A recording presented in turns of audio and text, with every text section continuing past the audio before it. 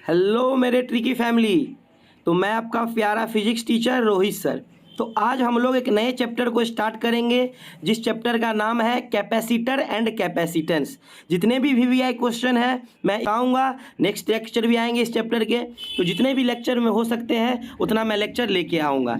चलिए हम अपने आज के सेशन को स्टार्ट करते हैं बिना देरी करते हुए। आज का जो हमारा हेडलाइनिंग है वो है मैं झुकेगा नहीं। हाँ तो बच्चों ध्यान दीजिएगा, आप लोगों का एग्ज़ाम जो है बहुत नज़दीक आ चुका है और आप लोग कृपया करके पढ़ाई में ध्यान लगाइए। चलिए स्टार्ट करते हैं हम अपना पहला जो हमारा क्वेश्चन है उसके साथ। क्वेश्चन कह रहा है what is capacitor, what is capacitance of conductor. मतलब कैपेसिटर क्या होता है और कैपेसिटेंस क्या होता है उसके बारे में बताना है। तो ध्यान से देखिए, सबसे पहले हम सुनेंगे कैपेसिटर के बारे में। तो बाबू कैपेसिटर जो होता है ना वो इलेक्ट्रिकल एनर्जी या फिर इलेक्ट्रिकल चार्ज को स्टोर करता है। तो आपके मन में दिमाग में एक सवाल उठेगा, सर जो बैटरी होता है उसका क्या काम है। तो देखो बैटरी क्या करता है ना, केमिकल एनर्जी को इलेक्ट्रिकल एनर्जी में कन्वर्ट करता है। लेकिन जो हमारा कैपेसिटर होता है बाबू वो स्टोर करता है इलेक्ट्रिकल एनर्जी को। समझे। अब एक बात बताते हैं, जिस जगह हमारा बैटरी इफिशिएंटली काम नहीं करता है उस जगह ये छोटा सा पिद्दी सा कैपेसिटर बहुत यूजफुल होता है। डायग्राम देखिए इसका, आप लोग इसको कभी देखे होइएगा अपने जब घर में पंखा लगाते हैं ना, उस पंखे में इसका यूज किया जाता है कैपेसिटर का। तो आज से याद कर लीजिएगा, जो कैपेसिटर होता है एक डिवाइस होता है जो कि इलेक्ट्रिकल एनर्जी या फिर इलेक्ट्रिकल चार्ज को स्टोर करके रखता है। चलिए अब हम कैपेसिटेंस को समझते हैं। कैपेसिटेंस क्या होता है एक बात बताइए, अगर हम हैं तो हम एक कैपेसिटर हो गए। अब हमारे अंदर कितना पावर है, हम कितना पावर रखे हुए हैं अपने अंदर और कितना पावर को स्टोर कर सकते हैं उसको हम लोग कैपेसिटेंस बोलेंगे। मतलब एबिलिटी होता है किसी कैपेसिटर का कि वो चार्ज को कितना स्टोर कर सकता है, उसको हम लोग क्या बोलेंगे बाबू, कैपेसिटेंस बोलेंगे। समझ में आया। चलिए तो अब हम देख लेते हैं अपना जो लिखा हुआ है। क्या लिखा हुआ है, capacitor is an electrical device which stores electrical energy और इलेक्ट्रिकल चार्ज।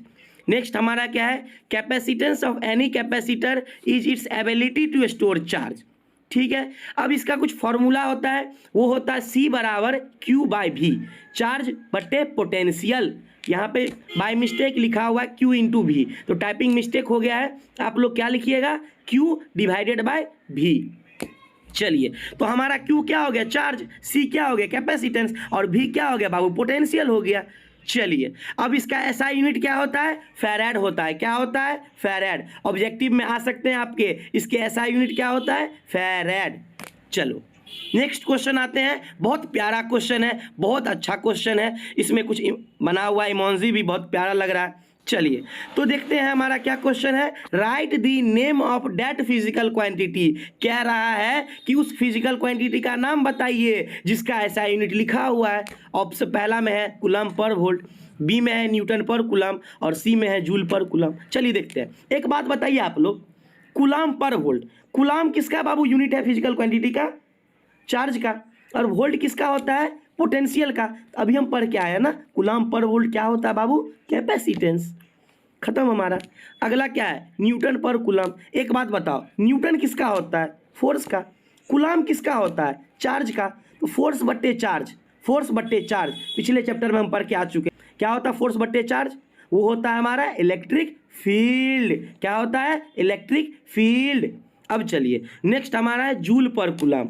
तो बाबू एक बात बताओ, जूल किसका होता है, जूल होता है वर्क का। कूलम किसका होता है बाबू, चार्ज का। एक बात बताओ, वर्क अपॉन चार्ज, कुछ समझ में आया, वर्क बटे चार्ज क्लास में पढ़े हुए हैं आप लोग। पोटेंशियल का बोलते हैं ना कि अगर एक कूलम चार्ज को अगर हम इन्फिनिटी से इलेक्ट्रिक फील्ड में अगर लाते हैं, जितना वर्क डन होता है उसी को तो इलेक्ट्रिक पोटेंशियल बोलते हैं। समझ में आया। चलिए आ गया। तो अब नेक्स्ट क्वेश्चन की तरफ हम लोग बढ़ते हैं और हमारा जो नेक्स्ट क्वेश्चन है बहुत प्यारा सा क्वेश्चन है, बहुत अच्छा क्वेश्चन है, देख लेते हैं। जो हमारा क्वेश्चन है, write the name of two factor due to which capacitance of conductor effected. कह रहा है कि दो फैक्टर बताइए जिसका हमारा कैपेसिटेंस जो होता है किसी भी कंडक्टर का वो इफेक्ट कर जाए। तो सबसे पहली बात एक बात बताते हैं, जो कंडक्टर होता है बाबू ना, उसका एरिया पे डिपेंड करता है। क्या करता है? एरिया पे, लेंथ इनटू ब्रेथ पे डिपेंड करता है। और हमारा उसका मीडियम पे डिपेंड करता है कि कंडक्टर का कौन सा मीडियम दिया गया है, कौन सा मीडियम यूज कर रहे हैं। समझ में आया?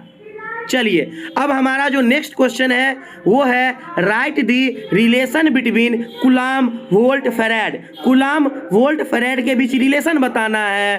तो चलिए समझ लेते हैं। एक बात बताइए आप लोग, हम लोग अभी पढ़ के आए हैं C बराबर क्या होता है, Q/V पर क्या है ना। एक बात बताओ बाबू, अगर हम लोग किसी कंडक्टर का पोटेंशियल 1 वोल्ट कर दें तो उसमें जितना चार्ज लगेगा उसी को तो कैपेसिटेंस बोलेंगे कि नहीं बोलेंगे। C बराबर क्या होता है, Q/V। तो अगर चार्ज बराबर लिखना होगा तो C/V, और V को हम 1 वोल्ट कर देते हैं, C बराबर हो जाएगा Q। मतलब जितना चार्ज अप्लाई करेंगे उतना हमारा कैपेसिटेंस होगा। तो वही डिफिनीशन के फॉर्म में लिखना है। कहना ये है कि किसी कंडक्टर का कि हमारा जो पोटेंशियल होता है अगर 1 वोल्ट से बढ़ा देते हैं तो जितना चार्ज लगता है उसी को हम लोग क्या बोलेंगे बाबू, कैपेसिटेंस। क्या बोलेंगे? कैपेसिटेंस। और वही कैपेसिटेंस कितना हो जाएगा, 1 फैराड। तो देखिए पढ़िए, if potential of a conductor increases by 1 volt after giving the charge 1 coulomb, उसी को क्या बोलेंगे हम लोग, 1 फैराड। चलिए अब आते हैं हम लोग नेक्स्ट क्वेश्चन। हमारा क्या है, proof that capacitance of spherical conductor is directly proportional to its radius. मतलब क्या कह रहा है, जो स्फेरिकल कंडक्टर होता है ना वो डायरेक्टली प्रोपोर्शनल टू रेडियस हो जाए। प्रूफ दिया है, आप लोगों को बोले थे इस चैप्टर में कुछ प्रूफ भी हम करेंगे। चलिए देखते हैं। एक बात बताइए आप लोग कि कैपेसिटेंस को हम लोग C लिख सकते हैं ना, किसी कंडक्टर का कैपेसिटेंस C, और C बराबर क्या होता है बाबू, Q/V होता है कि नहीं होता है? इसमें तो कोई गलत नहीं ना है। चलिए तो एक बात बताओ, अगर किसी कंडक्टर का हम लोग पोटेंशियल लिखेंगे तो क्या लिखेंगे, KQ/R लिख सकते हैं ना। ठीक है, तो K का वैल्यू कितना होता है, 1/4πε0 Q/R होगा ना। अब इस V का वैल्यू पुट कर देते हैं हम लोग, C बराबर Q/V, V जो है उसमें, तो V का वैल्यू पुट कर देने से Q से Q कट गया, 4πε0R ऊपर चला जाएगा। तो क्या हो जाएगा C का वैल्यू 4πε0R, और 4πε0 एक कांस्टेंट होता है 1/k जिसको लिखेंगे हम लोग। तो एक बात बताओ, C directly proportional to R के हो गया ना, मतलब जितना ज़्यादा रेडियस होगा उतना ज़्यादा कैपेसिटेंस होगा। तो आप लोगों को लगेगा सर इतना का छोटा प्रूफ, बिल्कुल वही चीज़ हम आप लेके आए। एक्सपेक्टेशन क्या था हमारा कि बाप रे बाप प्रूफ लिखा मतलब बहुत लंबा चौड़ा होगा, लेकिन रियलिटी क्या था, एक छोटा सा बच्चा निकला कि नहीं निकला, इतना सा। तो इसको एक बार ध्यान दे दीजिएगा, क्योंकि प्रूफ से डरना नहीं है एकदम। प्रूफ मिला तो इसका मतलब क्या, 2 नंबर में पूछेगा तो आप प्रूफ देगा तो आप समझिएगा कि 5 नंबर वाला क्वेश्चन है। ऐसी बात नहीं है। एक्सपेक्टेशन आपको रखना है रियलिटी को देख करके कि रियलिटी है क्या आखिरकार इसका, तब हम लोग एक्सपेक्टेशन बनाएंगे। चलिए नेक्स्ट क्वेश्चन हमारा क्या कह रहा है what is surface density of charge, मतलब सरफेस चार्ज डेंसिटी के बारे में पूछ रहा है। तो समझिए बाबू एक बात, अगर हमारा कोई कंडक्टर है उसके ऊपर जितना चार्ज रखा गया है उसी को तो हम लोग सरफेस चार्ज डेंसिटी बोलते हैं। Charge per unit area Q/A, इसी को क्या बोलेंगे हम लोग, सरफेस चार्ज डेंसिटी। तो क्या लिखा हुआ है, surface charge density is given by charge present per unit area of surface. ठीक है ना। अब इसका यूनिट क्या होगा, तो चार्ज बाय एरिया है, चार्ज का क्या होता है कूलम, एरिया का क्या होता है मीटर स्क्वायर, तो कूलम पर मीटर स्क्वायर। चलिए नेक्स्ट क्वेश्चन बढ़ते हैं, और नेक्स्ट हमारा जो क्वेश्चन है कह रहा है how much energy in kilo joule will be stored bye a capacitor of 470 microfarad when charged bye a battery of 20 volt. मतलब एक न्यूमेरिकल आ गया, बिल्कुल आएगा और डरना नहीं है न्यूमेरिकल से, मैं सॉल्व करवाऊंगा अभी। देखिए एकदम आसान भाषा। एक बात बताइए क्या दिया क्या हुआ, सबसे पहले गिवन लिखिए, क्या लिखिए, गिवन, दिया क्या हुआ है। तो हमको सर दिया ये हुआ है कि कैपेसिटर का वैल्यू दिया हुआ है, C का वैल्यू दिया हुआ है 470 माइक्रोफैराड। जी सर माइक्रोफैराड दिया हुआ है। उसके बाद क्या दिया हुआ है सर, हमारा बैटरी का वोल्टेज दिया हुआ भी 20 वोल्ट, ठीक है ये भी दिया हुआ है। अब देखिए पूछ क्या रहा है वो, सर पूछ रहा है एनर्जी। मतलब आप क्लास कहीं गए होंगे तो वहाँ पे आपको पढ़ाया गया होगा कि एनर्जी ऑफ कैपेसिटर के बारे में। तो U बराबर क्या होता है, हाफ CV²। क्या होता है, हाफ CV²।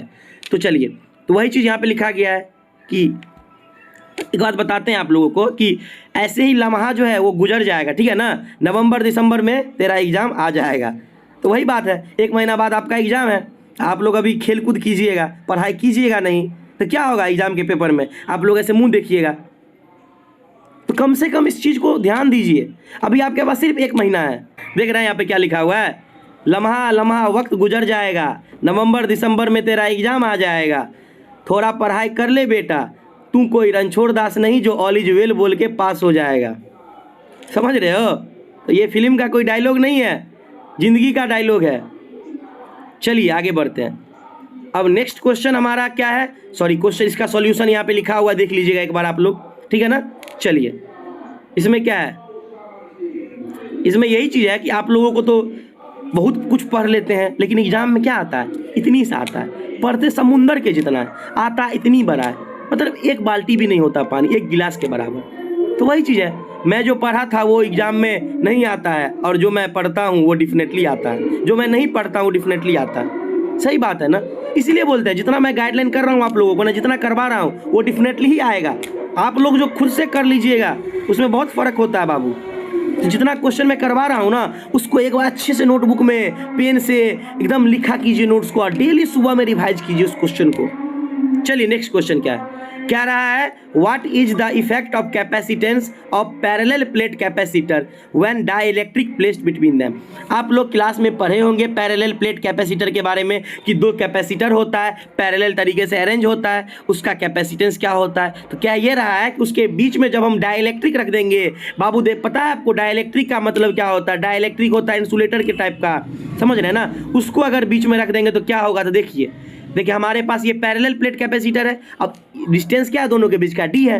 अब इसमें अगर हम डाइइलेक्ट्रिक रख देते हैं तो क्या होगा, एक बात बताते हैं आप लोगों को हम, अगर इसके अंदर डाइइलेक्ट्रिक रखेंगे ना बाबू तो इलेक्ट्रिक फील्ड क्या होगा, कम जाएगा। जो इलेक्ट्रिक फील्ड का वैल्यू है हमारा वो क्या होगा, कम जाएगा डाइइलेक्ट्रिक रखने पे। और इलेक्ट्रिक फील्ड अगर कम जाएगा तो पोटेंशियल क्या होगा, पोटेंशियल भी कम जाएगा, जाहिर सी बात है, क्योंकि v बराबर क्या होता है, E into D, electric field into distance. अगर इलेक्ट्रिक फील्ड घटेगा तो पोटेंशियल घट जाएगा, और आप लोगों को पता है C बराबर होता है Q बाई V। अगर हमारा पोटेंशियल घट गया तो कैपेसिटेंस क्या होगा बाबू, बढ़ जाएगा। अगर पोटेंशियल घटा तो कैपेसिटेंस क्या होगा, सीधे बढ़ जाएगा। कितना टाइम्स बढ़ जाएगा, तो जितना टाइम्स पोटेंशियल घटा होगा। अगर वो K टाइम्स घटा होगा तो हमारा कैपेसिटेंस K टाइम्स बढ़ जाएगा। तो वही चीज़ लिखा हुआ है कि when dielectric material placed between the plate of parallel plate capacitor, जब हम लोग डाइइलेक्ट्रिक मटेरियल को पैरेलल प्लेट कैपेसिटर के बीच में रखते हैं तो उसका कैपेसिटेंस क्या होता है, इंक्रीज हो जाता है। क्या होता है, इंक्रीज। कितना इंक्रीज, K टाइम्स, जितना टाइम्स पोटेंशियल घटा होगा। तो ये हमारा आज का लास्ट क्वेश्चन था। आप लोग अच्छे से पढ़ाई कीजिए, एकदम मस्ती में रहिए और एकदम दिमाग को कूल माइंडेड रखिए। जितना मेरा लेक्चर आ रहा है उस लेक्चर को अच्छे से देखिए, अपने दोस्तों में शेयर कीजिए ताकि मैं भी लेक्चर को डेली अपडेट कर सकूं और आप लोगों को भी फ़ायदा हो सके एग्जाम में। ठीक है, धन्यवाद बच्चों।